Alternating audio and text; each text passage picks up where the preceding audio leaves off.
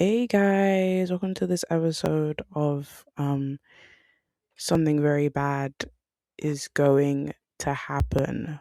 Um I'm I'm still ill.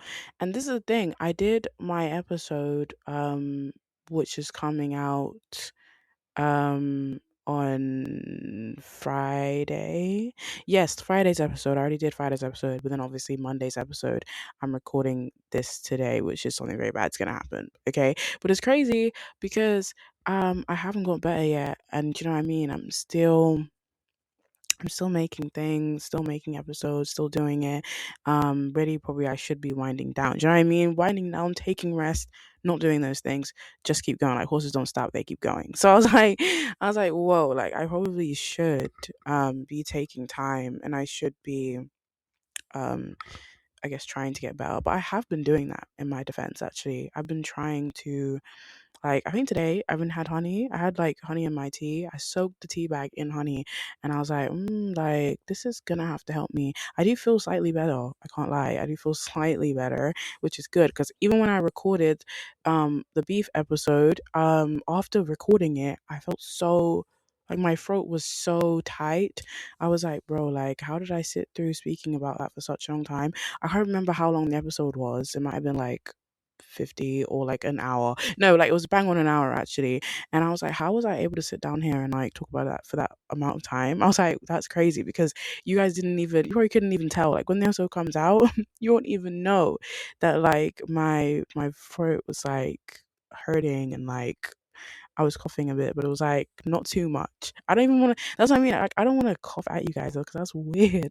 That's why it's like I was doing it, and I was like, oh yeah, I don't feel that great. But I guess today I do feel slightly better, which is good. So even because it's good, because then we can obviously get started on the episode. And this is a good episode today, to be honest. This is a good thing that we're speaking about. I mean, something very bad is going to happen. I made like two separate notes which I didn't even realize. Like what was it? I was supposed to do firstly initially like for the episode, right? I was going to obviously make notes on each episode. So even when I look at my document right now, it says episode 1 to 2, and obviously that was when I just obviously first started watching the show. And then obviously I was like, oh, like, okay, I was gonna do it that way where I was gonna break it down every single episode, like have different notes for each episode. Then obviously I stopped doing that. So then afterwards I made my other notes. But of course I'm gonna start off with like these initial notes from the first two episodes.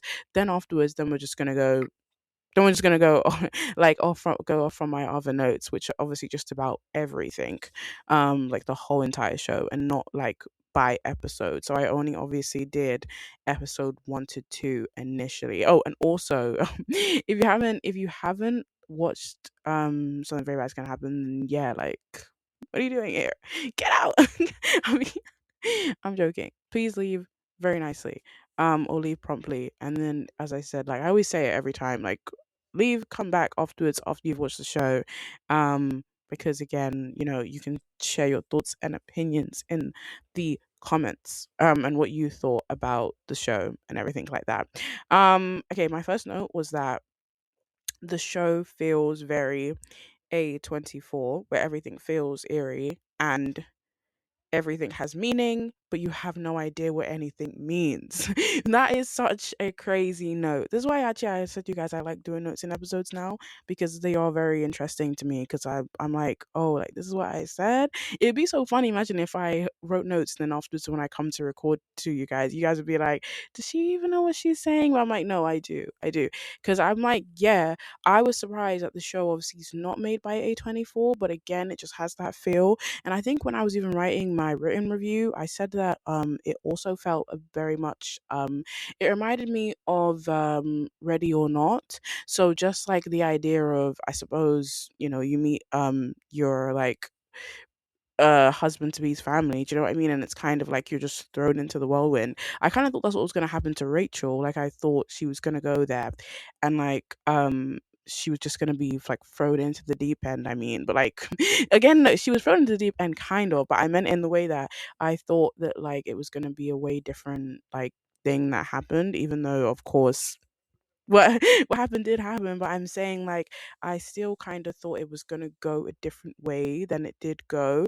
And then obviously, like I said, with you have idea and have no idea what anything means, like, you generally don't. That's what I mean. I do think A24 stuff do that good as well, because they're obviously quite psychological and mind twisting, and you're a bit like, oh, like, what's gonna happen like next? But it's like you really can't like make it up, or you generally don't know. I mean, you're just kind of watching, waiting to see, and you're just a bit like, well, I don't know what's gonna happen next, but of course I have to wait and see. And then I said also in brackets afterwards, e.g., the dogs were stuffed, but there were dogs. Yeah, there were dogs around the house. Yeah, but there's dogs around the house at night. I found that very weird because again, it was like you saw that the dad, so Nikki's dad, he had this whole like infatuation with like yeah, this is what I mean. Nick's family. I mean, we'll get there because actually it's one of my notes. But his family was so like weird. Like especially his dad and Portia, I mean, them in specific, they're weirdos. I mean, specifically the dad, of course, because he was skinning dogs and like yeah, he was skinning dogs, like taking the whole skin off, and then like what was it? And then stuffing them, and then like having them as mantle pieces. And I know people do this. Do you know what I mean? You see that in these like Victorian homes, or you see it in pubs or whatever. Like you'll have just a what's it called? An antler, like some kind of deer on the wall. For me though, if I ever see any kind of place like that, I'm immediately leaving because I don't know like why it's in there. I mean, there was one time I did go to a place like that actually that did have a lot of like deers and stuff like that on the wall. I think it was like I was in Yap Club, like obviously debate club. So again, that's why it kind of fitted the environment, fit the setting. But like again, if I wasn't there for that, I would have left because I was like, this is actually really weird. I was like, I really don't like it when people have those things in their homes. And I think it says a lot about people individually. Like I meant like when someone likes to, hunt animals and hang them up in their house, I'm a bit like, oh, but why? And then, why is it that you have an infatuation with like dead animals in general? Like, do you know what I mean? Can't we like love our pets and then like, when they go, like, we just we just when they go, we think about them. Do you know what I mean? Like we feel great, but it's like we don't like keep them around. Like, do you know what I mean? Because that's weird. Like I meant like to keep them around, but like they're frozen, and then they kind of have their eyes open as well. I'm like, no. I meant for me, I'm like, fine. If you guys wanted to keep them, and then their eyes were closed, and cool. I'm like, why is your dog staring at me? Like, why is it staring at me and it's dead? That's very weird. I was like, so yeah, but then in terms of just yeah, like I said with the first note, with just the eerie feeling, I loved that. I loved that so much. And I also loved when the title card would just like pop up on the screen and you just be like, whoa. And it would be so weird as well. Like they would always pop this card up in just like very random times.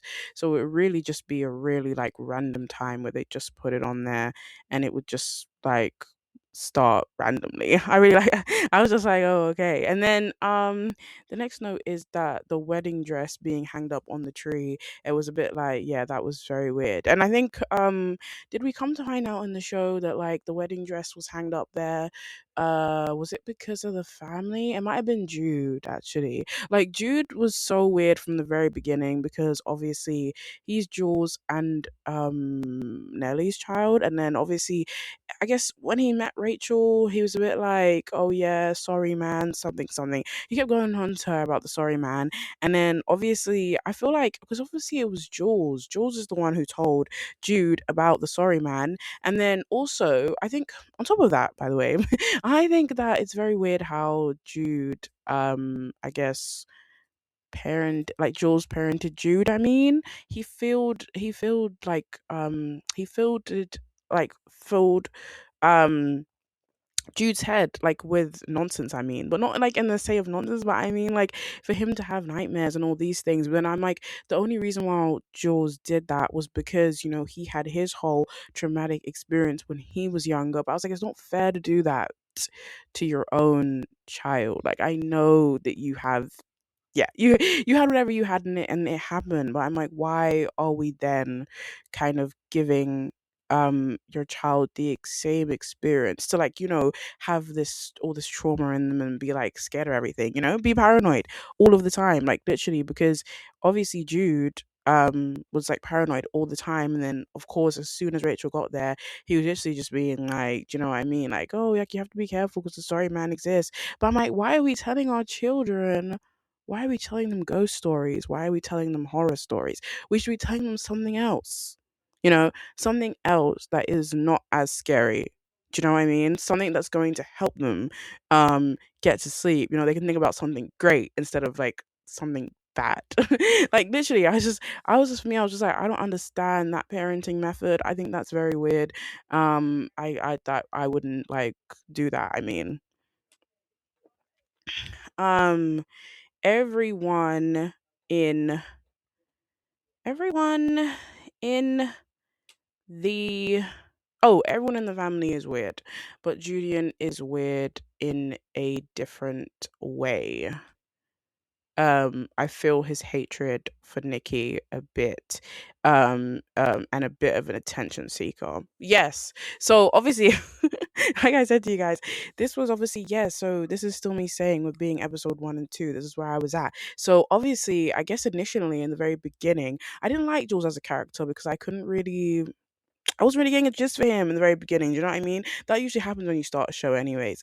You're a bit like, oh, I don't really know what this person's about. Do you know what I mean? I'm a bit like, bit on the fence. I think actually, no. Well, I was feeling a bit like Rachel, like you're coming into this family with like, because you're about to get married to their son or whatever. So it was a bit like I was judging like all of them. I was a bit like, you're all, some of you, some of you are a bit weird. And of course, as the show went on, I was like, well, yeah, Jules isn't, he's not that bad. I thought he was a villain, but then I was also like, no, he's not.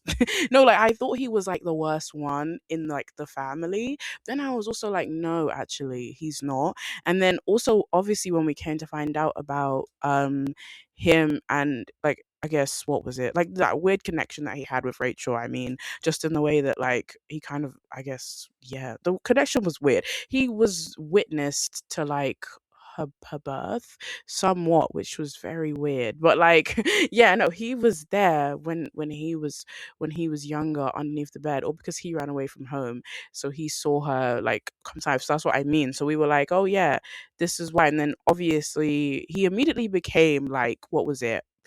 The overprotective brother-in-law, like immediately, very quickly. I think at first, he was skeptical, and I guess also, as I said, I could feel that him and Nikki didn't have a good relationship either. But then afterwards, he switched up, and he kind of changed, and I think I liked um who he became, rather than like, exactly, rather than how I initially met him, because that's what I mean. When I met him as a character, I was kind of like, oh, not really feeling his vibe. I was judging him. I was misjudged. But then I feel like that's what happens. You know what I mean? You do get like, as in, you do judge people sometimes, especially when you first meet them. And then if we're talking about like fictional characters, then yes. Like literally, if we're talking about fictional characters, then yes, because most fictional characters, like, they go on this whole journey, and a lot of the time, they have redemption arcs and they change and they do all that great stuff. So this is what I mean, they do all of that. So you kind of don't know at the very beginning. You kind of just need to wait it out a little bit. And then I feel like you'll be able to understand them better. Do you know what I mean? Like, this is what I mean. But of course, like I was just saying about him and how he parented Jude, again, I don't like, that's what I mean. I don't agree with that. But then again, I also understand it to a certain degree because, of course, do you know what I mean? Because that was a very traumatic event for Jules. So I understand, like, I feel like passing that on to your child somewhat. Do you know what I mean? I guess that's the debate of why, like, I don't know, like, why when we talk about people having kids, like, that's why you're like, oh, like, should someone be healed when they do it? Because it's like, this is what I mean. It makes you ask questions like that, because again, like, Jules had that crazy experience, and then he told Jude about the sorry man, and it was like, well, I mean, what that didn't help anybody. Do you know what I mean? That didn't help anyone. It didn't help you first and foremost, but it definitely didn't help Jude. And then of course I said, yeah, Julian's weird in a different way. And then I said everyone in the family is weird. No, like I said, the weirdest person to me, of course, because I said that just a few moments ago, was obviously the dad. He was the most weird. And then also, okay, well, the mother was a bit weird too, but because of course there was that scene she did where she started smiling at Rachel, and it was like very menacing. I was like, I thought we were in like no, like I don't know where I thought we was, like where we got transported to. It was a bit like it was reminding me of like Smile, that scary movie. I kind of was like I was transported there for some reason. I was like, why is she staring through us, like through my soul? That's what I felt like. That was very weird.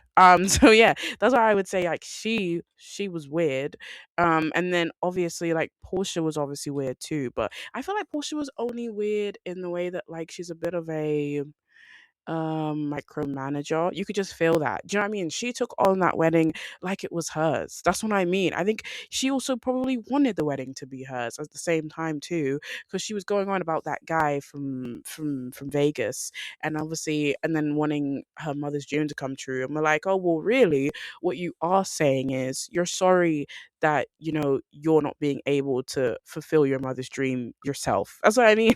I think that's what you're saying, and that's not our fault. That's yours. Like, do you know what I mean? I was like, why is it? Because she immediately as well, when Rachel got there at the very beginning, she was obviously, yeah, she obviously wasn't feeling Rachel at all, and she's like, oh yeah, Rachel's evil, I could tell that she's evil. I'm like, well, yeah, you're right about that, but like, hold on. I guess no, like, you're right about that, but you didn't know that yet, so she was obviously already saying that already. But like I said, I just felt like that's why she was having problems with Rachel in the first place. She kind of wanted to do that as her mother's daughter. And I guess she felt a bit weird about the fact that she couldn't do that. I mean, and if she had done that, that's what I mean. If she had done that, this all wouldn't have happened. Do you know what I mean? This all wouldn't have happened because again, and Rachel and Nikki wouldn't have been like the main wedding, and then it wouldn't have like ended like in the way that it like ended. It's like literally it wouldn't have ended like that. And then no, so obviously like I said in the beginning that yes, it reminds me of Ready or Not. I also have not watched Ready or Not 2 yet, but I would like to because I really did really love the first movie. And that's what I mean. I was saying this show was giving me that initially, and that's kind of why I thought it was going to be the same thing. But you can't, that's what I mean. I know sometimes we think that like Hollywood, or when stuff comes out, people just make stuff over and over again. That's probably why probably why I had that initial doubt. But again, I was like, okay, like this is not where they're going with this. They just kind of want like a different way. Like as in both things, like both of these things, both two of these things, they both involve death, but just in complete different ways though. I was like, fine, you guys want to have the same, I guess, like potion. You just don't want it to be like the exact same ingredients. And that's fine. Of course. No one wants to watch the exact same thing twice. But I still think that's just what my initial thoughts were going into this show. Because then obviously with Ready or Not, yeah, she um what's it called? She's always about to marry that guy, Ready or Not, and then obviously, yeah, they introduce some kind of ritual to her where it's like, oh yeah, every time someone comes into the family, you have to play that game, and then obviously she was like, oh, like you do, and then obviously, oh yeah, and then everyone dies apart from her because she survives. And craziest thing about that movie as well, I mean, because right, she obviously comes there, then her husband dies as well, to be fair. Or she had to kill him. I was like, wow, like she was literally the only like lone survivor, which again is kind of similar to Rachel if you think about it though, just because again, Rachel, well, Rachel, I don't know. Actually, Rachel wasn't, of course, the only survivor as we know, but like she still kind of just um there wasn't a lot of them though. That's what I meant. When I say that, I mean there wasn't a lot of them. Like she was not the like sole one, but I'm saying like when the curse obviously like broke and stuff like that, like it was a lot of them. Like it was generally a lot of them. And I mean like she was like, I guess, well, she came back to life, obviously. And then like I'm sure it was like, oh, it was Jules and Nelly who were with her, I mean. And I feel like that was it though. And then I think, wait, well, the dad was alive too at that at one at when that happened too. So I can't really. I think that was what was happening. And then you saw that Nikki was there too. Well, she saw him on the bed or something like that. But then I don't know if like he passed afterwards. But you know what I mean. But the show, I do feel like, yeah, okay. When I'm saying about the ending, I do feel like they kind of rushed over like the ending a tad, kind of. That's just what I felt, because obviously when Rachel came back to life as well, it was kind of a bit confusing because she just immediately came back. Or then obviously the witness guy, he died, and then obviously she kind of just, I guess, took his role. But then it was just like, it was so like, that's what I mean. I felt like it was very skimmed over, because of course when she came back, I was confused why she came back, right? Then I remembered about, I guess, what the witness told her beforehand, which was about the fact that, like, I suppose if you don't end up getting married and then something like that, because he said he didn't get married to his fiancee because he left her at the altar, and then obviously he was immortal, and that he was stuck with the fact that he had to go to every single wedding from, yes, from the bloodline. He had to go to each and every one of them. So then, of course, he then passed that torch onto Rachel. But again, I was still a bit like, what? And then, of course, I was again a bit like, what? Because, like, right, because Nikki was alive when obviously she came back in the room. And then again, the dad was also alive when the mum was like, yeah, when the blood, when the mother was dying and all the blood was pouring out from her eye socket. So then I was a bit like, what does that mean, you know? And then also with, yes, so with Jules and Nelly, I was also like, what does that mean too? Because like they, exactly, nothing was happening to them. And then obviously Nelly was turning to Jules being like, oh, why is nothing happening to you? And then he was also like, oh, why is nothing happening to you? And then I was just like, oh wait, hold on.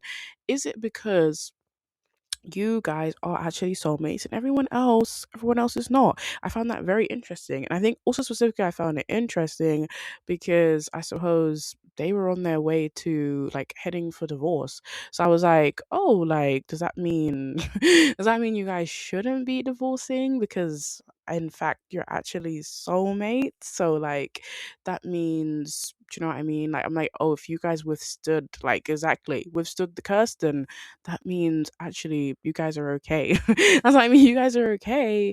And actually you were like overreacting. But he obviously, I feel like Jules did explain to Nikki, well, I guess, like when they were out in the forest, I remember when they were doing the hunting, was that, he loved Nelly for like a really long time. And that obviously, like, I guess they were having a little argument about the fact that Nikki thought that Jules stole Nelly from him, but that wasn't the case. But then, like, obviously, that's what he was saying. I guess he was saying he liked Nelly for a long time, but she chose Nick. And then, you know what I mean? And I was a bit like, oh, with Nikki and I guess their relationship, I was like, oh, I kind of understand this relationship a little bit, in the way that, like, Jules is like, I'm the dark cloud, and like Nikki is the sunshine, and everyone loves him. But everyone's always like, Jules, he drinks, he's loud, he's rude. You know what I mean? They hate him in that way. So I was thinking like, oh yeah, that's kind of when like Jules's jealousy comes from, because they're always protecting Nikki, but like they're not like protecting him. And then again, that's kind of why it leads you to the fact that he ran away. So you're a bit like, oh, okay, you kind of understand that to a certain degree as to why he ended up in the cottage, because of course he ran away because really, like, he felt like no one really paid attention to him. Do you know what I mean? So this is what I mean. That's why I did say to you guys, yes, at first I really wasn't gelling with him, but I didn't understand him. That's what I mean. I didn't have all the facts to understand him as a person. So I was kind of just like coming up with like, yeah, literally nothing. I was literally just like, and I guess because he also seemed to me at first that he would just like, yeah, just say stuff, and it was kind of always him, you know what I mean? So I kind of just thought, right, he is the black sheep, do you know what I mean? So I kind of saw that and understood that. So I was like, oh, sorry. Actually, I was like, sorry, like, okay, he's a black sheep. I'm sorry that I thought that, that's what I mean. I thought that, oh, sorry, like, I thought maybe Nikki was, but then again, Nikki's like, they're their prized possession, which is why that like they don't really want him married off or whatever. You know what I mean? They're a bit more like, oh yeah, no. But like they'll be like, oh yeah, Jules can ruin his life if he wants to. Do you know what I mean? But it's very weird though. And then I also said the show as a song is House by Charlie XCX and John Cale. I think it's so funny because literally, after I finished the show, I played House. I was like, I was because again, I was like, they even probably should have put that song in the soundtrack. I mean, the show did have very good soundtrack, like alone, anyways. But I'm just saying, like, imagine if they'd added that song too. It would have just even added onto like the show, as it was, the atmosphere. I mean, it would have added that on like even more. Like, I was just like, it's like, 'cause remember the house song? I think isn't it? It's from Wuthering Heights. Where it's like, oh yeah, I think I'm gonna die in this house. And then obviously that's what I felt like Rachel was going through because she was in that house and like at night it's like the house would come alive and she'd be walking around there and she's like, this house is actually really weird. Like every time she would see someone running through the hallways, she'd see the dogs and I'm like, what's going on in this place? And then also for me, my main thing in this show was also the painting weirded me out quite a lot just because, right, for one thing, of course at first the painting didn't have anyone in it and I was like, well, why? And then also then afterwards then it had Rachel there. And then of course I was like, fine, is that what the chair thing was about? Just the fact that Nikki was missing like his person. But then I still was like, why was the chair missing initially? Like, oh, was maybe did they have a sibling that like passed away? I don't know. I kind of thought that initially because again, I was just like, why would the picture be like incomplete? And then also, yes, why would they put that chair in there? I was like, I was like, why would the chair be there? Like, if you guys are gonna paint a picture and then like the fact of the matter is that Nikki's not with anyone, why do you have to put the chair there? Like, it's more to empathize the fact that he doesn't have anyone, and like I guess everyone else does. But then that's the thing. He's not the only single person. That's what I mean. That's what's weird to me. I was like, why is it that the chair was there? Because Portia in that picture didn't have anyone either. So I was like, well, why is the chair so significant? And then obviously they just needed Rachel to fill that chair. Do you know what I mean? She was just like, she could tell from the very beginning. So obviously, even when I did these notes, that that right, something very bad was going to happen, not what she thought it was, though, by the way. That's what I mean. I think you're also the same, as in us as the audience, we're the same in how she feels too, because it's kind of like, right, we know something very bad is going to happen. We kind of initially think, oh yeah, Nikki's family's going to bump her off. Right, absolutely. You literally think that because all the signs are pointing there, and she thought that too. That's why she then baked that cake and said, "Sorry, I thought you guys were going to murder me." But it's like anyone would have thought the same thing too. Like anyone would have thought the same thing too because the house was weird, and then the house was weird, and there was the cake. No, then there was the wedding dress, sorry. And then again, there was just a whole entire area. Like the whole place, obviously, where Nikki's family live, like the whole place was just weird. She went there and then obviously the first time when she got there, she went to that bar. And then of course, that's where she met the witness guy. But then the bar was weird because there was nobody in there. Like music was playing, but again, there's no one in there. That's already just a sign that this place is weird. No one's in there. There's only like the bar person, yeah, the bartender, and then obviously, yes, the witness guy. And then she's on the toilet, and then someone's looking at her while she's on the loo. And then that was really weird. And then she left. And then obviously then she said to Nikki, like, we need to leave. And then initially, oh my gosh, wait. Then initially there was the baby in the car who was by itself. And then like that whole thing was really weird too. And then you don't actually know what that reminded me of. That reminded me of oh my gosh, wait, I need to find it. But it's this show that Jessie Buckley was in. And I really do actually like that movie. I mean, I mean, yes, yes, it's a movie. I do really like that movie because, oh yes, I'm thinking of ending things, and I'm sure I'm thinking of ending things is that by A24? Because this is what I mean. I always think of every single time that something is made by A24.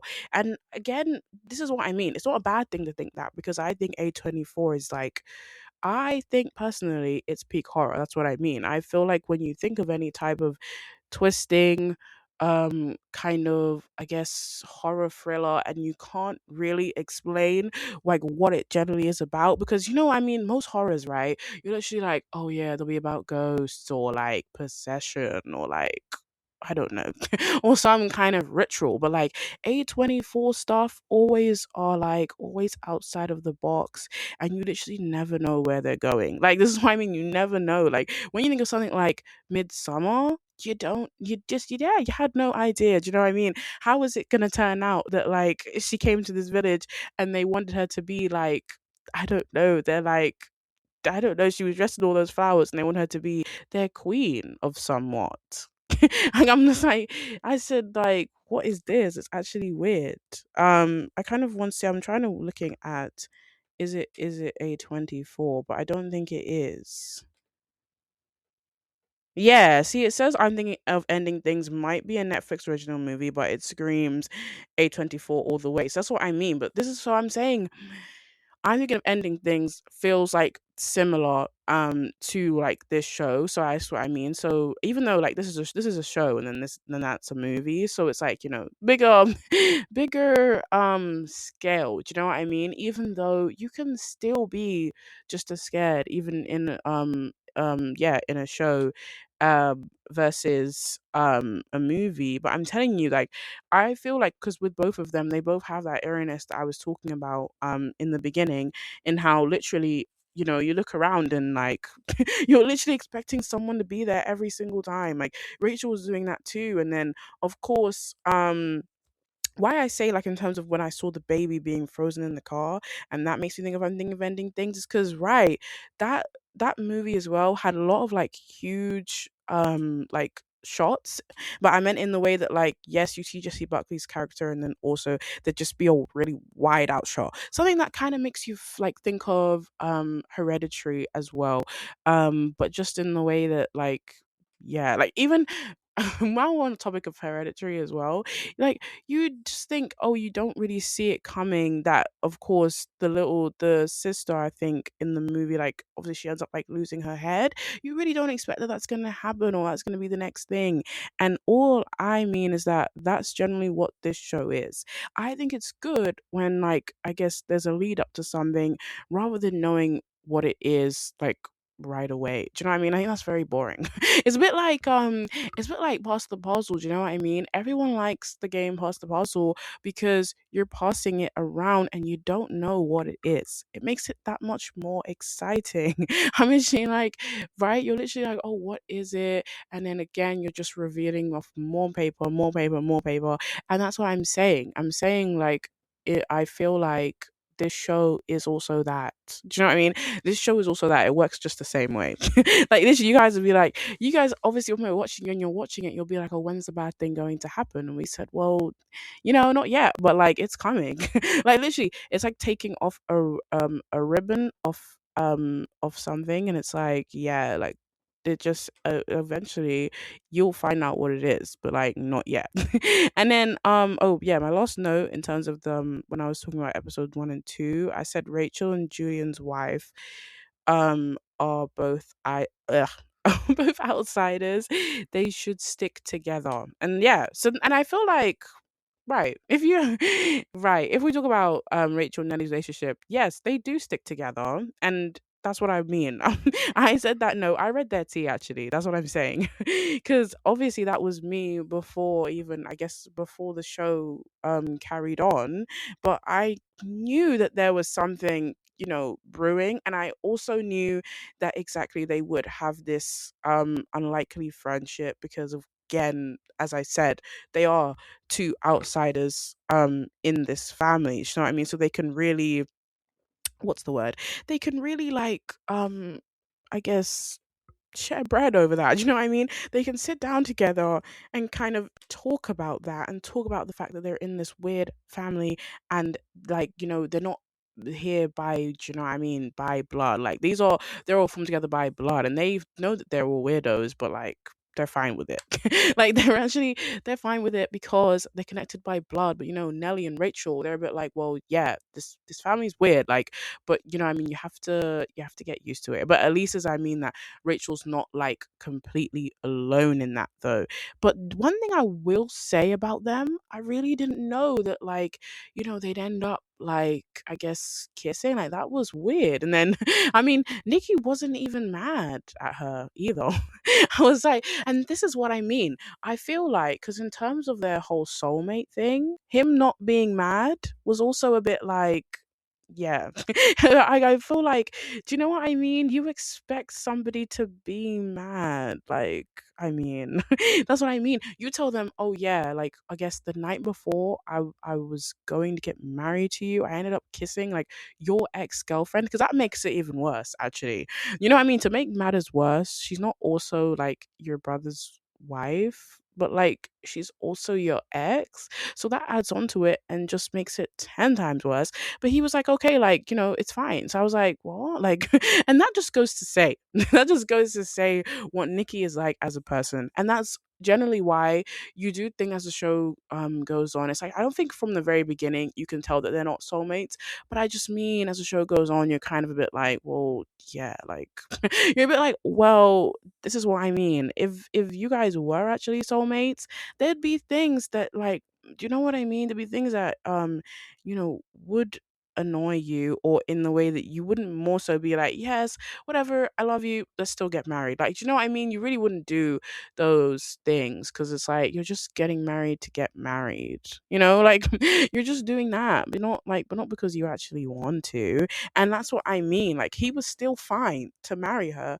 after she said that. Or not even, well, she didn't confess, I think he said he knew about it. Or I think, did Jules tell him? Yeah, I think at the time, which was probably like, I think maybe it might have been the last episode or second to last maybe. But of course when he was like, yeah, like I knew about that. And then she's like, oh, like, yeah, I'm sorry. And he was like, well, forget about it. I'm just like, what do you mean? What do you mean forget about it? I was like, that's weird. You can't literally just say forget about it. Like that wasn't good. Do you know what I mean?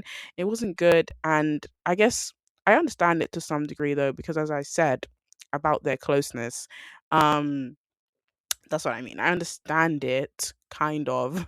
I'm still like, yes, if you were soulmates, you wouldn't be doing stuff like that. I think to throw in a reference, I think it reminds me of like season 2 of Yumi Cells, because I'm watching that now. I know it's so weird. I bring to you guys a lot of references and you guys are like, well, like that's not even what we're talking about right now.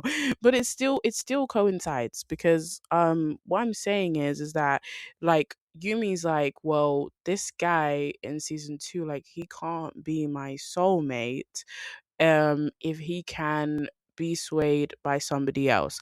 And I'm like, you're so right. That's what I mean. How could someone be your soulmate if yeah, exactly, if the person that you're with is able to be swayed, and that swayed so much, that's what I mean. So not even just Rachel's thing was actually a whole peck on the, like, exactly, they they connected lips, and you're like, so it wasn't even just like, oh yeah, you dream this up in your head or whatever, because that would have been fine. If you had, it was like a little like weird little dream or fantasy, that's fine, but that's not what it was. So again, that still makes it bad. But this is what I mean. Like, I feel like when I think about why I bring up the Yumi Cells reference, is that exactly like Yumi was like, you should be only be seeing me and thinking of me, and you shouldn't be tempted either. So this is the whole thing. That even again goes to the fact that, yeah, they just they just weren't soulmates. They literally weren't. And I just don't even know. I think the reason, remember, why their relationship did fall apart, like even before their wedding, was obviously just to do with was it to do with their origins of their story? And it was like, oh, like, okay, it's not a meet cute or whatever. It wasn't what they wanted it to be. So then they were like, oh, like now that it's not, then like they like, now that it's not, that means the relationship's kind of like screwed. And I was like, but like, well, if you say so. But I was like thinking there was signs like before this already. So this is what I mean. I'm like, like the other stuff is more important than the fact that yes, your origin story is like not exactly what you thought it was. I mean, because obviously, like, yeah, Jules was the one who obviously exposed that whole thing, and like that's why Nikki was mad that I guess he blew up his wedding. But I was like, but no, I was like, then I again that goes back to what I was saying about them just choosing Jules as the as a scapegoat, as a black sheep, because it's like, why are you blaming me? You blew up your wedding. Like, exactly, you blew up your wedding because you decided to go with some origin story that, oh yeah, I happened to meet this woman on the plane and like she saved my life. And it was like, but hold on, like, why were you on the plane? Where were you going? You know what I mean? So it was like, yes, he was acting like, oh yeah, he wasn't to blame, but it was like, yes, you are. And I was like, yes, you guys just want to make Jules your target. And I said, that's not very nice. Do you know what I mean? I said, this is what I mean. You guys, was like almost persuading you guys, but I am a Jules advocate because I said, what? They were judging you. And I did it too. That's what I mean. I did it too, but I was like, oh, I understand. So I'm sorry. Okay, so even now I've got to my other notes, the general ones that I made. So the ones not the episode breakdown ones, because it would have been interesting if I carried on doing that, to be fair, but it was a bit like, when you're watching something, sometimes you just forget. And then that's why I always find it better to like compile notes after I finish, but I'm not doing it by episode. It just makes it difficult. Like, also, it's not how my mind works either. Like, my mind doesn't work like that. So obviously, yeah, I just obviously ticked one note because I already spoke about that already, because I said that why was the seat empty? So there we go. Because why was it empty? And then obviously I ticked this already.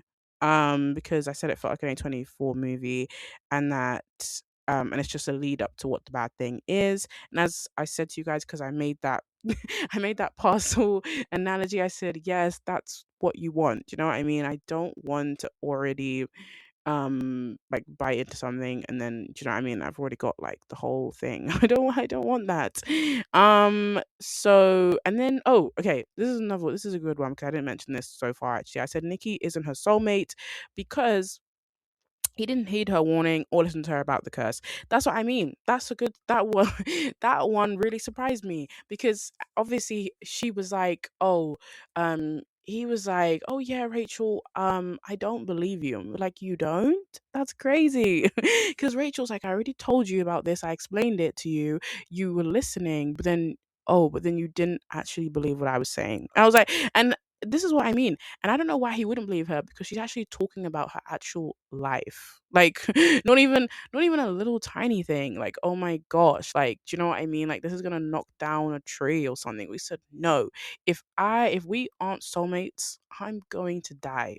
Like, it's actually crazy. And I think also what interests me about this storyline as well is that imagine if you could find out, like if that was the method to finding out if you're someone's soulmate or not. I was like, that is crazy. Like, imagine if, do you know what I mean? If there was a way to find out those things, that would be really crazy.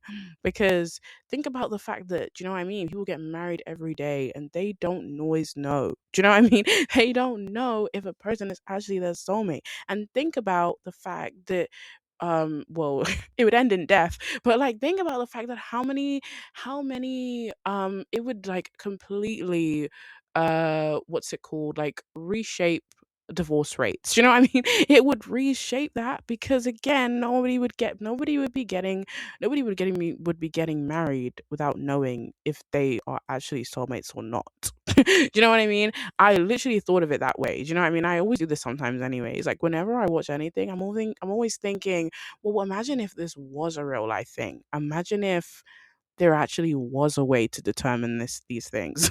Like literally. Or if you believe in something like tarot cards, you know what I mean?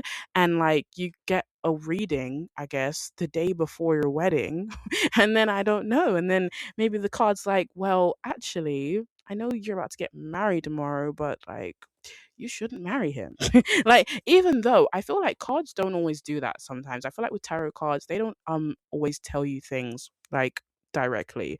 They tell them in like in a roundabout way, but they're never really super direct. That's what I mean. They're not gonna say to you, oh yeah, like yes, you shouldn't get married to this person. Like the card's not gonna say that. It's gonna have some word on it, and then kind of they're gonna try to explain what the what the card is about. But it's not going to literally say, "Oh yes, you're going to like die in like 10 days." Like it's not gonna do that. I'm like, they don't. That's not how they work. Do you know what I mean? And I'm saying that because like I've gotten like tarot readings before, and I think tarot readings are great. I think tarot readings are good. I think for me though, I more so enjoy the palm ones. I think the palm ones are really cool. Like they're really nice. But the tarot cards ones, like I said, that's what I mean. They're a bit more like harder, I mean. So do you know what I mean? I think with your palm, it's like it's easier because obviously they just read your lines. So do you know what I mean?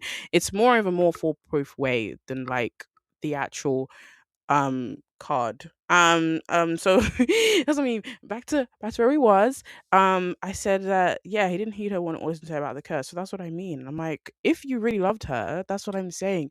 I said that not because of if he really loved her, he wouldn't have like doubted her saying that in the first place. That's what I mean. He wouldn't have like been like, oh yes, I doubt this and I don't believe what you're saying. If he loved her, he would have just been like, yes, I believe it. And I believe it because it's you. Like, I believe it because we're about to get married and I love you. So, like, that's why I believe, like, exactly, I believe exactly what you've said. And it's like, why question these things? Was fine. I'm like, and then also when how she went into detail about what it was about and like bloodlines and, and her mother passing away. And then that's what I mean. I don't know why Nikki would just be like, oh no, like, he'd just be like, literally, no. We're like, well, how do you think that her mother passed away? Like, do you know what I mean? You think it was just a random thing? Like, that doesn't make sense. Like, it doesn't. Like, you're just gonna be like, oh yeah, like your mother's death was a mystery or it was a suicide or whatever. But first, first things first, Rachel's mom didn't have any weapon with her. She didn't have a weapon with her. She was pregnant and and secondly, she was pregnant and she was also just about to get married as well. And then also there was no reason. That's what I mean. There was no reason for her to try to kill herself. Like there was no need. She was going to be having a baby. Like, do you know what I mean? So I was literally like, I don't know why he was so determined, I mean, to not think that it was real. And I'm like, that is just so sad. Like, literally, I'm like, you want someone to marry you who, I guess, right, who just goes with whatever you say, kind of, but not like, do you know what I mean? Not, I guess, not with like everything. But if you tell them about something that like you're really passionate about, and they don't believe you, then that's not the person for you at all. I mean, I'm telling you that right now. And the last episode confirmed how they really feel about each other, so she was doomed either way. No, literally, like, right. We said no. She was doomed either way. If she got married to him, if she didn't get married to him, of course she didn't get married to him. But I'm saying like either way, it just wasn't gonna work. Like that's what I mean. She and she said that too because she knew that she was like exactly that, damned if she does, damned if she doesn't, because she was like, oh yeah, if I get married to him, I'm doomed. And then like it turns out we're not soulmates. And then she also said, if I don't marry him, and right, she said if I don't marry him, then it goes to his bloodline. And then exactly, so it was literally like, oh yeah, there's no third option. Even though, okay, her third option actually, remember, was when she tried to put like I guess, yeah, put her toe in that drink. And she was so determined to get married, because this is actually where I was. This is another note that I did as well, because I said it's so sad that she tried to do everything to stop it, because she did. Like, she was so, exactly, she was determined to cut her toe off and literally do all these kinds of, I guess, rituals or other ways to make sure that it didn't happen, and it happened anyway. I was like, that is crazy. Because she obviously was just like, she didn't, I guess, yeah, she didn't predict that Nikki would be like, oh, I love you, we shouldn't get married. And I was like, ugh, you couldn't have figured that out before. Like, I always actually hate when people do that, actually. Like, you see it in shows and movies all the time, but like literally the guy will be like, okay, like, oh, we shouldn't get married because we love each other and like we don't need marriage. And I'm like, well, why didn't you say that in the first place? Now you're at the altar, now you're actually there, and now you've decided to say no. I'm like, it's like literally, Rachel's like, I'm in my white dress, I just cut my toe off. now you're going to say no. Like, that's crazy. You could have said no. You could have said no from the very beginning. And then obviously that's why Nikki was like, well, you didn't even really want to get married, Rachel. We were like, well, that's not the point. It's like, well, I wanted to get married now, but then now you're saying no. Like, do you know what I mean? All in like, I hate that type of thing because it's like, oh, yes, you've been persuading me that we should get married, but then afterwards, now you're going to be like, oh, yeah, actually, let's not do it anymore. I'm like, don't try to sell it to me and then take it away. That is crazy. Now because I'm like, now I actually want it. I'm just like, and then I said this whole show is very trippy. Imagine this show on mushrooms. No. Oh my gosh, I could never. But I think no, I thought about the shroom thing because I was like, sorry, I need to blow my nose. But yeah, I thought about the shroom thing because I was like, wow, because I think oh, my next note is like I said that like the camera, yeah, the camera moves very interesting in this show, and it also moves like really like trippy. Um Okay, sorry. I know, I feel like I just blew my nose into the mic. But like so like it's very trippy, and that's what I mean. So I'm like, if you were watching this show like actually on shrooms, like it really would not go well. I mean, it would be an experience. I've had people say that they watch like I guess cartoons on shrooms, and I'm like, well, that must be crazy. Because again, cartoons are so big, so I feel like right, you just it's like when you go and see a movie in 3D. It would be like that. But then I also feel like probably with this show, I mean, it's like the camera moves like really slowly, and actually no, and it also pans a lot as well. I think like specifically when Rachel and Nikki were arguing, it also like it just pans a lot. Like even when they were arguing, actually, it was like moving back and forth. So I was also a bit like, oh yeah, if you were right, if you were on streams at the time, it would be a bit like bam, bam, bam, bam, all over. Bit like but like the Will Smith meme. Actually, it would be a bit like that because I guess you'd be just you'd just be looking back and forth, and it'd be a bit like, damn, like slow down. Like I mean, because that's what I mean. I think the camera lens also, yes, it was giving me. I don't know, in their argument specific, it was giving sitcom, but I guess in terms of everywhere else, like that again was still just giving like, do you know what I mean? Like horror, like how it would move like that. I said, oh yeah, in the next one I said it all ends in blood. Do you know what I mean?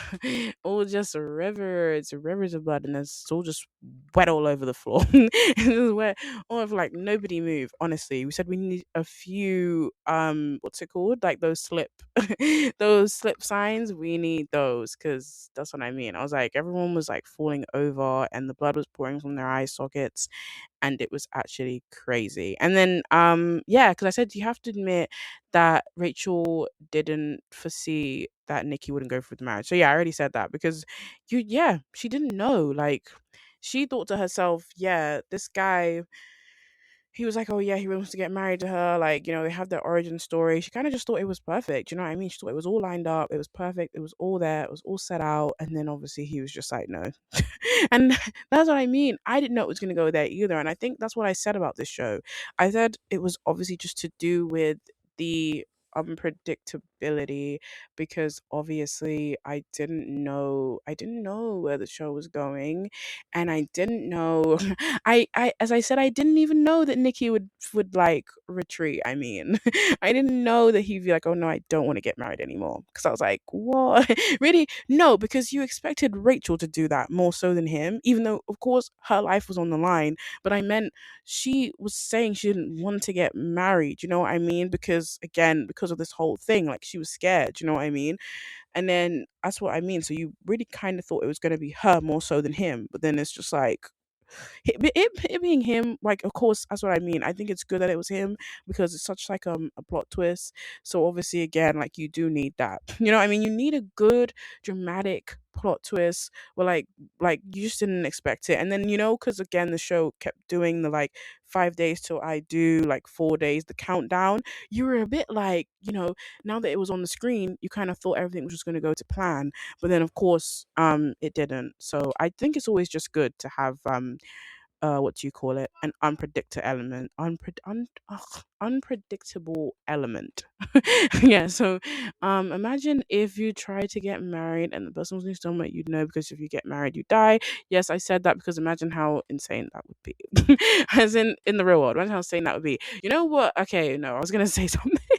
I was gonna say, like, imagine if, like, though they did those kinds of like gauntlets things, and maybe you guys would have like a sip or something. Because, okay, hold on, I put this in my description, right, about Corpse Bride. Okay, so I was saying, why is it that I like dead brides? No, but I love Corpse Bride because it's one of my favorite movies. But I mean, in the way that, like, um even specifically, of course, bride member, exactly. I will drink this wine, my cup will never empty, something like that. But it's because Emily wanted Victor to drink it, because then obviously they'd be together in like eternity, but like, right, because she was dead. So I meant they were going to be together, and he was going to die and join her on the other side. And then she was obviously like, well, no, Victor, I'm not getting married to you, because, do you know what I mean? Like, you don't belong to me. And I was really sad. I've always, exactly, every time I think about Corpse Bride, I always get like really annoyed, because it's like, Emily deserved a second chance, because again, she was, yeah, she was murdered. So I was like, it was a very unfair death. So I was like, why is it that, she just wanted to get married to somebody, and like then Victor just had Victor just had Victoria, and I was like, ugh, no. Like, it's so annoying.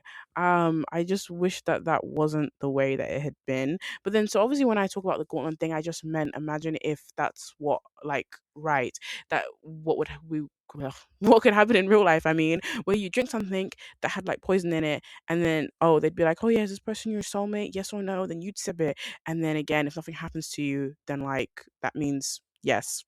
that means that means green, that means yes. Wave the flag, you guys are all good, you're all clear. That's what I mean. So I'm saying, imagine if that's like what did happen. Yes, and then I mentioned this already, because I said that Jules and Nelly, which is, yeah, it didn't happen to Jules and Nelly, which is crazy, because out of all of them, they look like the most dysfunctional soulmate. I mean, what, dysfunctional couple? Sorry, and that his parents weren't soulmates. That's why I said soulmates, because but well, his dad thought his wife was his soulmate, which is why it didn't happen to him. Oh yeah, that whole thing regarding Nick, and like, I think, right, he was with Nikki and his parents because he was upset that their marriage wasn't what he thought it was. And I was like, well, okay. I was like, this is what I mean, because that's their fault though, because they kind of like brought him up and made him think that everything was sunshine and rainbows, and that's probably why he actually thought it was a good idea to get married to Rachel in the first place. Because, right, because I guess people always just think, yeah, like, that's what I mean, you love each other, yes, you should get married, and then, like, I guess marriage will solve all your problems. That's what I mean. You know what's so funny? That's what I mean. This is so funny, but I meant, now I'm talking about two episodes that have marriage in it, like back to back. It feels weird.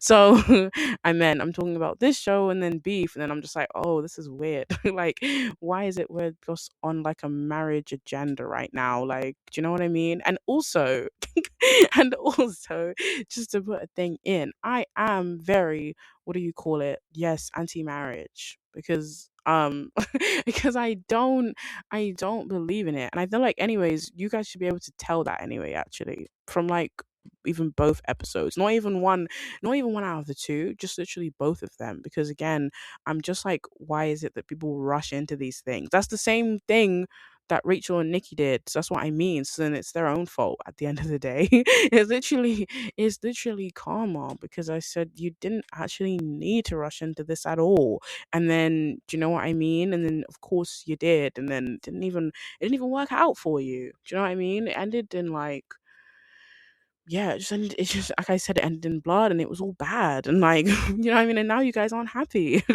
So, what do you call it? Right. And then I said, right, but then I already covered that as well, just in terms of Rachel surviving, because again, I didn't get it at the time, but then of course, even now recording, and then like remembering what the guy said, I now understand, you know what I mean, how she ended up, I guess, coming back. It was very crazy, but no, I literally get it now. And then, so we're now at the end of my notes as well, but after I finished, I played We Are Never Getting Back Together by Taylor Swift. Which honestly, it was just so fitting because I was like, right, they are never getting back together. Like ever. Like we're never getting back together like ever. And I was like, yeah, like that's the end. Like literally, it's actually the end. And then obviously, I think remember Rachel came back and then she ran into Jude, in it? And I was again like, can you guys leave Jude alone? Like, he's actually so young. And I'm just like, he just saw you die. And then you came to him and was like, Jude, it's okay. Don't be scared. It was like, what? Don't be scared. I, I just saw you die. And everyone around in here died as well. But you're like, don't be scared. That's crazy. Poor guy, bro. He shouldn't. Like, that's what I mean. He's in the wrong family. That's what I mean. I feel like, well, Jules and Nelly are good parents to him. That's what I mean. I have to admit it. And I did kind of think that was their element for surviving because maybe I was like, oh, like they have Jude, so maybe that's why they were able to pass with green colors. I don't know. Because I was generally like, I mean, Nikki's parents, they have children. But then I was like, well, I don't know what makes Jules and Nelly's relationship better than his parents originally. Because that's what I mean. Because I was thinking the child thing is not a foolproof way of, I guess defeating the curse. I mean, or not getting any of the effects. So I was kind of just like, I don't really know. Right, I don't really know what that means, but maybe I guess it's how they look after Jude or like whatever. Even though I did say, remember, I did say Jules's parenting guidebook it wasn't that great, but still, I'm just like they make it work because again, they're not a very like perfect couple, but they obviously like co-parent and they do it well. I was like, yeah. So I was a bit like, maybe that's why. Do you know what I mean? But and I don't know. And maybe again, maybe the curse didn't feel like they really I guess had been giving the time to like fail, I mean, because of course, obviously Nikki's parents failed because they sold him a dream. But like again, like they sold him a dream, they sold him a lie. But then maybe they're saying with Jules and Nelly that maybe they just had it like right. They didn't have a great guidebook, but they did have a better one at least. They did have a better one at least, so maybe that's probably why. But yeah, and I was literally just like, obviously the title of the episode's "I Take Thee to Wed," but it's like it's funny because they don't, they don't get married. No marriage, no marriage. They don't get married, but it's like still, it's the idea of, I guess, getting married, hoping that everything goes smooth sailing. But yeah, and actually, I do think the idea of again like just the whole soulmate thing is very important to me, and I think after watching this, it will stay with me to be honest, because maybe it is a question you do need to be asking yourself. I mean, like in terms of how the witness would say exactly, he'd go to weddings and he'd be like, "Oh yeah, is he your soulmate?" And it's like, yes, you need to know, you need to know because if you don't, then it's going to ruin your life, and you should know. Yeah, you should know. I guess before it happens. You should know before it happens because you just don't even know how it's going to go. But, anyways, thank you for listening, and I will see you in the next one.